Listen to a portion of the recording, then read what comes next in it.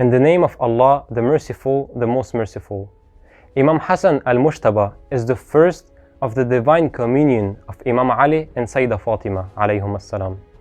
It is said that he looked like his grandfather, the Prophet Muhammad, in form, manners, and nobility. The story of Imam Hassan is among the most misunderstood. The main story begins after the death of his father Imam Ali, where the people pledged allegiance to Imam Hassan.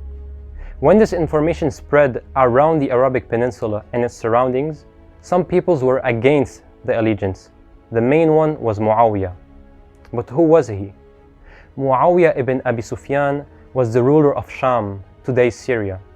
He was a man who absolutely wanted to govern over the Arabic Peninsula and its surroundings by any means. We will expand more about him later. From the very first day Imam Ali was the Khalifa, Muawiya was against him, being led by his conquering desires. This opposition by Muawiya shifted on Imam Hassan when he took Imam Ali's place after the latter's martyrdom. A marking event in the life of Imam Hassan is the peace treaty with Muawiya. Some people reject Imam's treaty, but after careful evaluation of the circumstances that Imam Hassan was in, we come to realize that it was the best and wisest decision to take. We will summarize the treaty by separating it into two parts: the circumstances that led to the treaty and its content. Some letters were exchanged between the Imam and Muawiya, and it led to a declaration of war between them. Imam Hassan called to arms his people, but unfortunately they were slow in response. This shows that Imam's wilaya over the people wasn't absolute. That's one. Then the army was composed of four groups: his partisans, the Shi'as, the Muhakima, who only wanted to battle Muawiya by any means possible, those who loved discord and were after the bounties of the war, and finally tribesmen, who only followed the leaders of their tribes without any reference to religion. So Imam's army wasn't united in purpose. That's two. Now, we said earlier that Muawiya absolutely wanted to become the Khalifa. He differed from the apostles of Allah who respect the Islamic law, have ethics, and act in accordance with what Allah loves. Indeed, Muawiya was indifferent about all of this. He was a hypocrite who acted like a believer in front of the people, but used malicious tricks in the shadows. He would make the people of Shaam curse Imam Ali at Friday's prayer.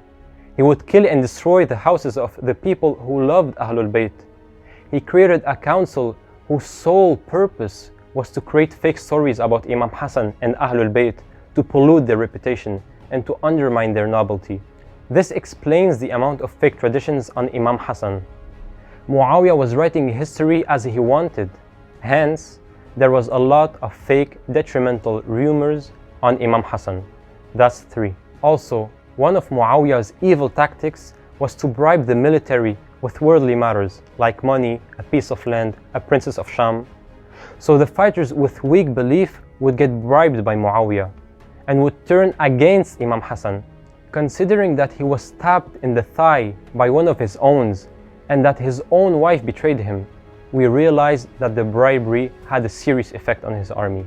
That's four. In this situation, because of the four reasons previously mentioned, and there might be more, the Imam became aware that most of his people were not true believers who would follow his leadership. Should he still go to war with certain military defeat or use an alternative?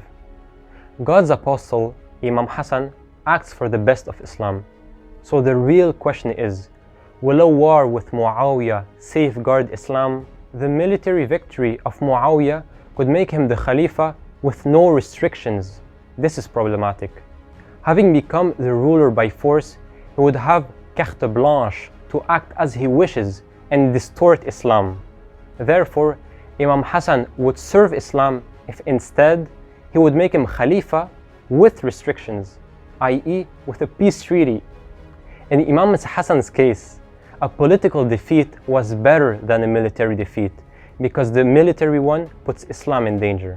In real terms, Al-Hassan anticipated the benefits of a treaty, and this shows his cleverness and divine knowledge. Second, the treaty made Muawiya Khalifa, but Imam Hassan had the possibility to put any conditions that he wanted. Let us see the conditions that Imam Hassan put. 1. Muawiya should rule strictly according to the Holy Quran and the Sunnah of the Prophet. That means that even if the Imam isn't at the head of the government, the roots of Islam don't change.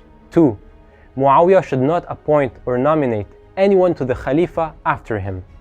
After his death, the Khalifa should go to Imam Hassan, and if the latter is dead, then the Khalifa should go to Imam Hussein alayhum as-salam. 3. The people should be left in peace wherever they are in the land of God. 4. The persecution of the companions of Imam Ali should immediately be stopped. Their lives, properties, and families should be guaranteed safety and peace. 5. The cursing of Imam Ali from the pulpit should stop immediately. And 6. No harm should be done secretly or openly against Imam Hassan and his brother Imam Hussein or any of the Ahlulbayt. All these conditions will show their true purposes during the time of the master of the martyrs, Imam Hussein alayhi salam. Now, we're running out of time. Inshallah, in the next episode, we will continue with Imam Hussein and we will see how Al-Hassan's peace treaty is linked to Al-Hussein's uprising. Wassalam.